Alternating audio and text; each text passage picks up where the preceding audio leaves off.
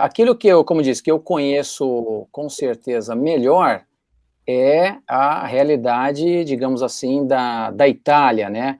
A Itália, ela tem aí seus 60 milhões de habitantes e, digamos que pelo menos 74% da população, eles se afirmam, né, serem católicos, mas de uma maneira prática, no dia a dia mesmo, é em torno de 24% o número de pessoas, assim, o percentual de pessoas que realmente têm, assim, uma prática, né, realmente um pouco mais assídua, digamos assim. Mas quando eu digo assídua, na verdade significa assim, olha, é Páscoa, é casamento, é batizado, é velório, é Natal, são coisas assim dentro desse contexto. Então é algo assim, muito nominal, né? Então, assim, ser religioso na Itália, principalmente ser da Igreja Romana, é algo assim mais cultural. É como se fosse uma identidade até nacional. E isso tem se perdido.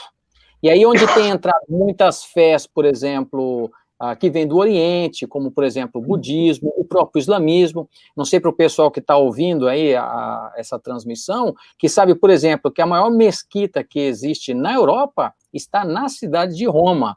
Então, tudo isso, assim, para mostrar que é um grande desafio e uma grande necessidade. Por exemplo, os italianos, a maioria deles, nunca leu realmente a Bíblia, por mais incrível que pode parecer. Muitos que não têm a Bíblia. Eu tive, assim, inúmeras vezes a alegria de poder dar de presente a Bíblia para um italiano pela primeira vez. E, então, assim, você vê o quanto é um campo, assim, imagine, por exemplo, o Brasil evangélico protestante, digamos assim, eu diria assim, para fazer uma comparação, mais ou menos, em torno de uns 60, 70 anos atrás. O que o Brasil era e o que o Brasil ainda é, né, hoje. Então, essa é a realidade da Itália. Por exemplo, se você pensar em números de casas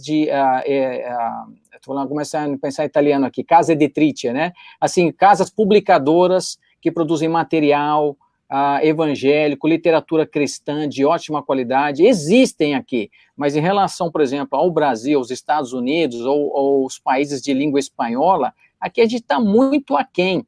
Então, o maior número de pessoas religiosas, né, de percentual, são os católicos, em segundo lugar, são os muçulmanos, e em terceiro lugar, acreditem se quiser, são os testemunhas de Jeová. Existe um pastor para cada 380 mil habitantes. Aqui na Itália, não apenas isso, mas a igreja geralmente tem aí de 40, 30 membros, pessoas muitas vezes assim, já não é mais agora, não fala mais terceira idade, fala boa idade, né? Eu não sei como é que fala no Brasil aí agora, mas assim, melhor pessoas idade. assim de melhor idade, né? Então, de pessoas de idade assim mais avançada. E outra coisa, né? A Itália, apesar dela ser um pouco maior que o Rio Grande do Sul em termos de território, para vocês terem uma ideia, existem 8.101 municípios, mas apenas 5% desses municípios possui um estudo bíblico, ou seja, um grupo de estudo bíblico, uma célula e tudo mais.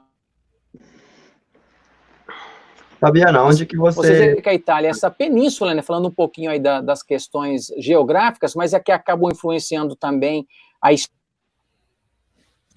A Itália, ela, sim, por uma boa parte, depois do Império Romano, ela tinha a parte que pertencia ao Vaticano, que era praticamente de Roma até Ravenna, ok? Depois, no norte, pertencia ao reino de Savoia, por um tempo chegou a pertencer, um tempo pertenceu a Napoleão, um tempo pertenceu, por exemplo, à Áustria. Imagina que a Áustria tinha marinha, né? Você olha a Áustria hoje, eles não têm nem praia, né? Mas eles tinham a marinha, inclusive Veneza pertenceu também à Áustria. E depois o sul da Itália pertenceu por um período à França e pertenceu à Espanha também, que tinha um reino das duas Sicílias.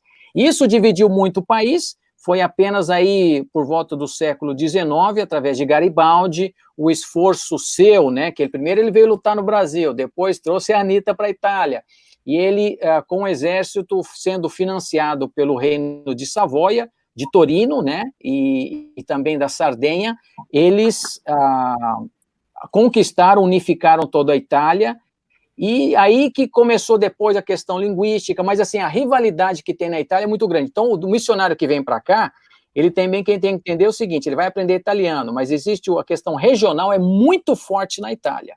Então ele tem que aprender dialeto, de acordo com a região. Se ele vai trabalhar mais no sul, ele vai ter que usar mais o dialeto. Se é mais para o centro-norte, um pouco menos.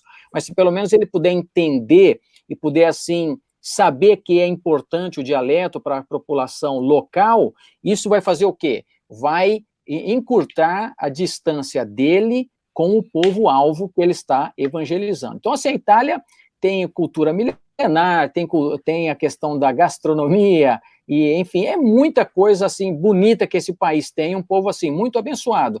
Mas, do ponto de vista do evangelho e vida com Deus, é um povo que realmente está nas trevas e precisa do amor de Jesus.